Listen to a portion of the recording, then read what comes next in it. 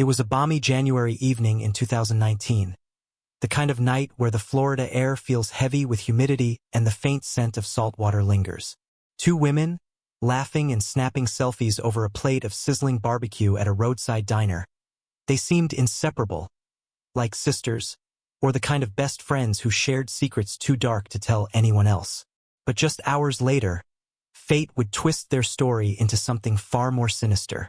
One of them would find herself behind the wheel of a sleek black Cadillac Escalade, a lifeless body stuffed in the trunk, racing toward the murky waters of the Everglades to dispose of it. The reason behind it all? Love. And at the heart of this tragic tale was Joseph "Joey" Carter, a self-made millionaire from Jacksonville, Florida. Curious how it all spiraled into this dark twist? Buckle up, because this is a story you won't forget. Everyone is subscribing to this channel. You should do the same. Joey Carter was the kind of man who turned heads wherever he went. A charismatic entrepreneur with a knack for turning nothing into something. He'd built his empire from the ground up. Starting with a small landscaping business, he'd expanded into real estate, flipping houses and developing luxury condos along the Florida coast. By his early 30s, he was living the American dream. But Joey's story wasn't always glitz and glamour. It began in a modest trailer park on the outskirts of town, where he'd grown up with his high school sweetheart, Emily Dawson. The two were inseparable, dreaming of a life beyond the confines of their small-town existence. Together, they'd scraped together enough money to start Joey's first business, working side by side to build something they could be proud of. Their love was the kind that inspired movies, a bond forged in struggle and triumph. Even after they lost their first child to a rare illness in 2007, they held on to each other, finding solace in their shared dreams. A year later, they welcomed a beautiful baby girl, a beacon of hope that kept them pushing forward. But as Joey's star rose, so did the temptations that came with it. Enter Savannah Monroe, the stunning daughter of a prominent Florida state senator. Savannah was everything Emily wasn't. Polished, ambitious, and dripping with Southern charm. She ran a successful boutique in downtown Jacksonville, catering to the city's elite.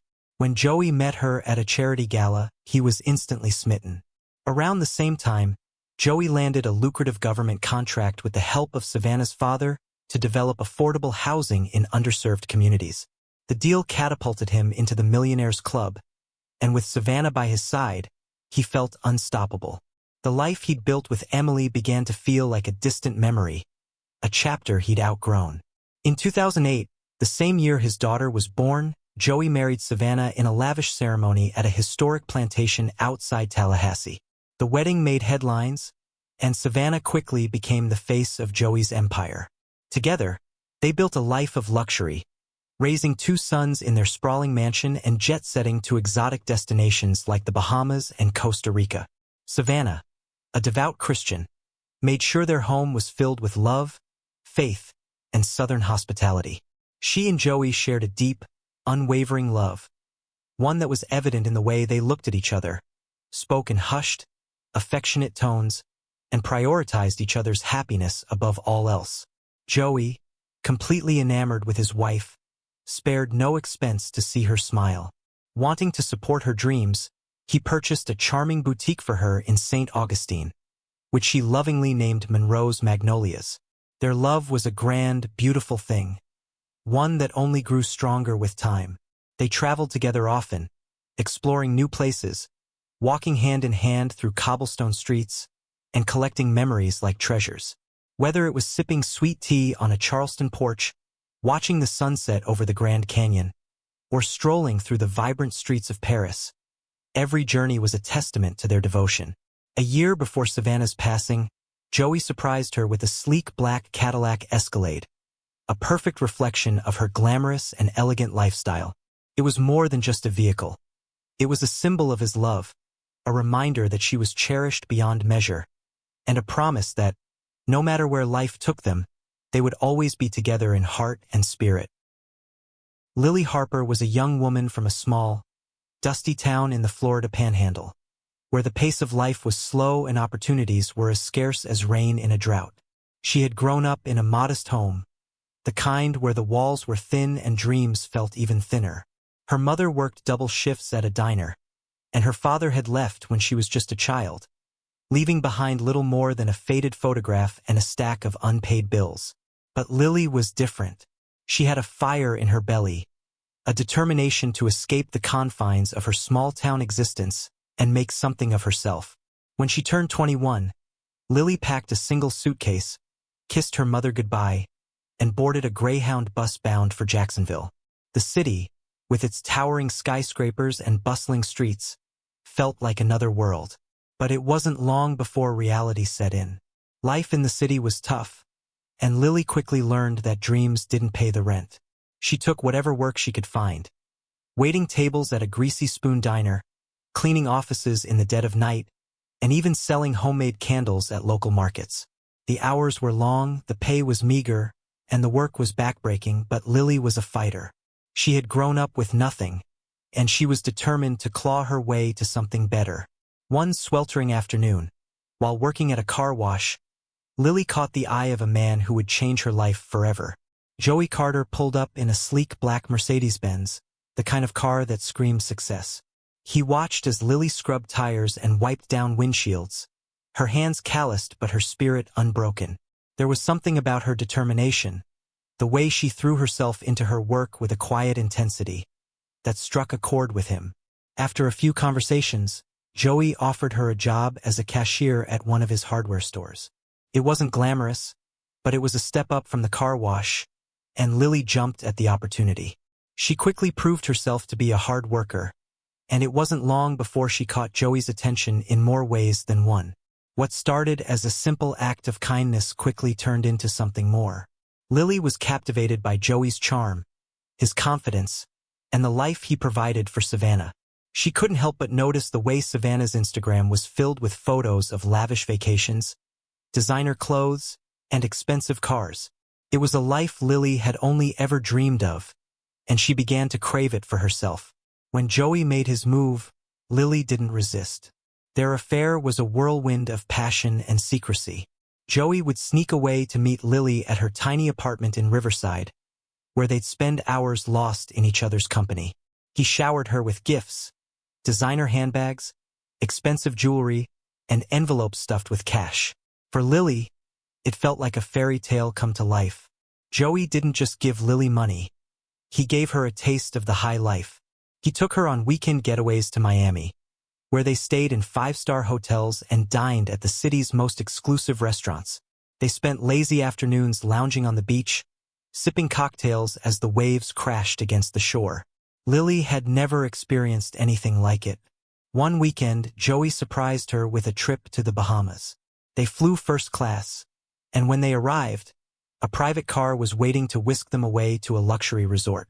They spent their days snorkeling in crystal-clear waters and their nights dancing under the stars. For Lily, it was a glimpse into a world she had only ever seen in movies. But it wasn't just the vacations that dazzled Lily. Joey also lavished her with expensive gifts. He filled her closet with designer clothes and her vanity with high-end cosmetics. For the first time in her life, Lily felt like she belonged. One of the most extravagant gifts Joey gave Lily was a brand-new Mercedes-Benz C-Class. It was a far cry from the beat-up sedan she had been driving, and it quickly became her most prized possession. She loved the way the leather seats felt against her skin, the way the engine purred as she sped down the highway. It wasn't just a car. It was a symbol of her new life, a life she never wanted to let go of. Savannah had noticed that Joey was spending more and more time away from home, and she couldn't shake the feeling that something was off. When she confronted him, he brushed it off, claiming he was just busy with work. But Savannah wasn't convinced. She had always been perceptive, and she knew her husband better than anyone. It didn't take long for her to piece together the truth. She had met Lily before on several occasions when she visited the hardware store. Lily had always been polite, even friendly, and Savannah had never suspected a thing. But now, looking back, the signs were all there. Savannah decided to confront Joey, and when she did, he couldn't deny it. He admitted to the affair but promised to end it. He told her that he loved her, that he would do whatever it took to make things right. Savannah, though heartbroken, decided to give him another chance. She loved him, and she believed in the life they had built together. Joey, for his part, made an effort. He stopped seeing Lily and focused on repairing his marriage. For a while, it seemed like things might work out. But Lily wasn't about to let go so easily. She had tasted the high life, and she wasn't willing to give it up. She began to stalk Joey, showing up unannounced at his office and calling him in the middle of the night. She even reached out to Savannah, pretending to be friendly, but Savannah saw through her act. She knew what Lily was trying to do. Then, one day, Lily invited Savannah to lunch. Savannah knew what Lily was up to, but she decided to play along. She wanted to see for herself what kind of woman could so easily betray her. The two women met at a popular barbecue joint, and at first, everything seemed normal. They laughed and chatted over plates of ribs and sweet tea, but beneath the surface, tensions were simmering. Savannah knew Lily, and she knew that this wasn't just a friendly lunch. After finishing their meal, Lily leaned in slightly and suggested they go back to her apartment to talk in private. Her tone was calm, but there was something in her eyes, an intensity that Savannah couldn't quite place. Despite feeling a flicker of unease, Savannah agreed, curious to see what Lily had planned. Maybe it was time for an honest conversation, one that had been lingering beneath the surface for too long. When they arrived at Lily's apartment, Savannah stepped inside and took in her surroundings. The space was neat, tastefully decorated, and carried the scent of vanilla and fresh flowers. But it wasn't the cozy ambience that caught Savannah's attention. It was the picture frame on a nearby table. She moved closer, her heart beginning to pound as she recognized the image inside. It was a photograph of her husband, Joey, and Lily, their expressions far too warm, too familiar. The sight made Savannah's stomach twist. For so long, she had chosen to act like she didn't know what was happening. But this picture, proudly displayed in Lily's home, was undeniable proof that there was more to the story, more to what Lily and Joey had been doing behind her back. Savannah turned to Lily, her voice steady but laced with emotion. "What is this?" she asked, gesturing toward the frame. Lily met her gaze without hesitation, and in that moment, her true intentions surfaced like a predator stepping out of the shadows. She didn't deny it, didn't offer excuses. Instead, she took a step closer and, with an air of quiet determination, uttered the words that made Savannah's blood run cold. "You need to leave Joey," Lily said bluntly. "He belongs with me." Savannah felt the heat of anger rise in her chest, but she refused to let it consume her. Instead, she straightened her shoulders, meeting Lily's challenge head-on. "I love my husband," she said firmly, her voice unwavering, "and I'm not going anywhere." The air between them grew thick with tension, but Savannah stood her ground. Lily had shown her true colors, but Savannah knew one thing for certain. She wasn't about to let anyone dictate the fate of her marriage. What happened next was nothing short of horrifying. In a fit of rage, Lily grabbed a cast-iron skillet from the kitchen and struck Savannah repeatedly, crushing her skull. When Savannah fell to the floor, lifeless, Lily panicked. She knew she had to get rid of the body. Fast. She dragged Savannah's body to the trunk of the Cadillac Escalade and drove to the Everglades, where she dumped it in the murky waters. But Lily's plan began to unravel almost immediately, though she had thought she'd covered her tracks well. When Savannah didn't return home that night, Joey grew increasingly worried. At first, he assumed she might have stayed late at her boutique or gone out with friends. But as the hours ticked by and her phone continued to ring unanswered, a gnawing sense of dread settled in his chest. By the next morning, with still no sign of her, he called her closest friends and family, but no one had seen or heard from her. Panic set in, and Joey dialed the Jacksonville Sheriff's Office to report Savannah missing. The detectives who took the case moved quickly based on the fact that a prominent man's wife is missing and pressure from the father, a former senator. They began by retracing Savannah's last known steps. Surveillance footage from the barbecue joint where she and Lily had eaten showed the two women laughing and chatting as they left together. Witnesses at the restaurant confirmed they had seemed friendly, though one server noted that there was an odd tension between them, something subtle but palpable. The detectives followed the trail to Lily's apartment complex, where security cameras captured Savannah's black Cadillac Escalade pulling into the parking lot. The timestamp matched the timeline of their lunch, and it was the last place Savannah was seen alive. When detectives arrived at Lily's apartment, they found it eerily clean, too clean. It was as if someone had scrubbed every surface, leaving no trace of what had transpired. But the detectives weren't fooled. They brought in a forensic team to conduct a thorough search, and it didn't take long for them to uncover the truth. Using specialized lighting and chemical reagents, they found traces of blood that Lily had missed. Tiny droplets splattered on the baseboards, a faint smear under the edge of the couch, and a small pool that had seeped into the grout between the tiles. The blood was later confirmed to be Savannah's, and it told a story of violence that Lily had tried desperately to erase. Lily, however, was ready with a story.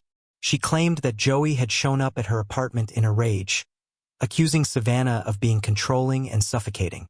According to Lily, Joey had struck Savannah with a gun during a heated argument, killing her instantly.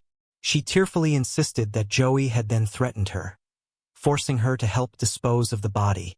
To bolster her claims, she produced a fake receipt for a $50,000 payment, which she said Joey had given her as hush money. But the detectives weren't buying it.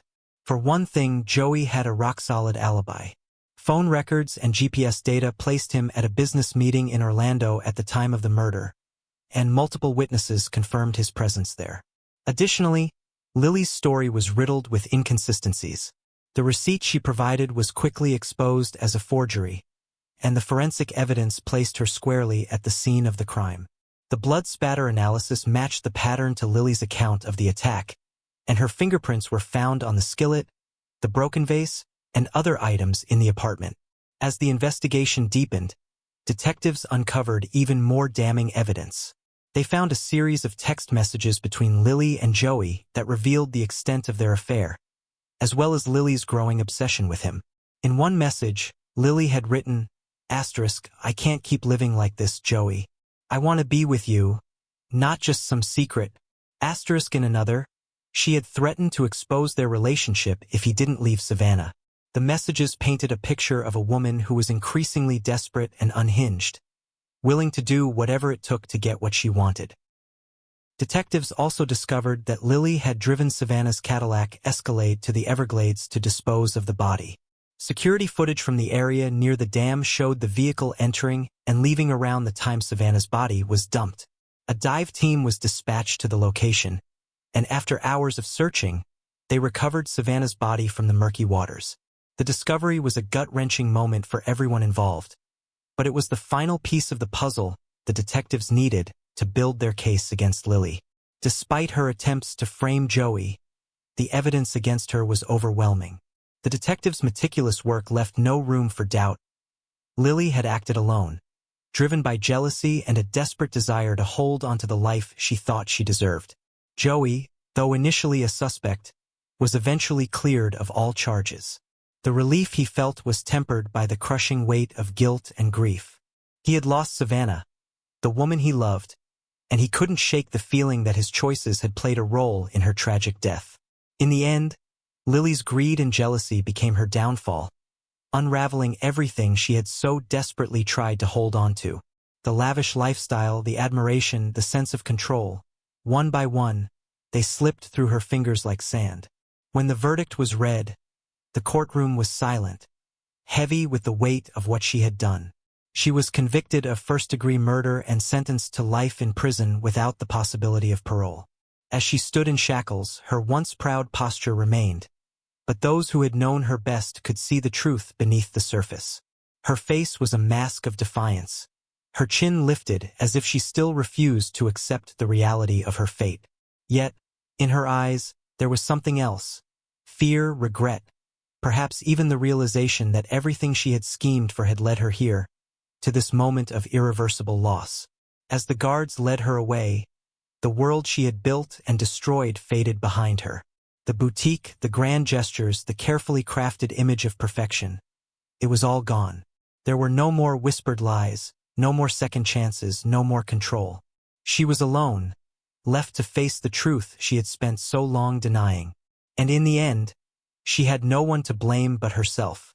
Joey, though free, was left to pick up the pieces of his shattered life. He sold the mansion in Ponte Vedra Beach, unable to bear the memories it held, and moved to a smaller home on the outskirts of town. He threw himself into his work, but the emptiness never fully went away. He often found himself driving past the barbecue joint where Savannah and Lily had shared their last meal, the place where everything had begun to unravel. It was a painful reminder of the choices he had made and the life he had lost. The story of Joey Carter, Savannah Monroe, and Lily Harper is a cautionary tale of how love, when twisted by greed and betrayal, can lead to unimaginable darkness. It's a story that captivated a community, shocked a state, and serves as a reminder that not everything is as it seems. So the next time you find yourself in Florida, driving down I-95, past that roadside diner where two women once laughed over barbecue, remember this story. Because in Florida, even the brightest days can end in the darkest of nights.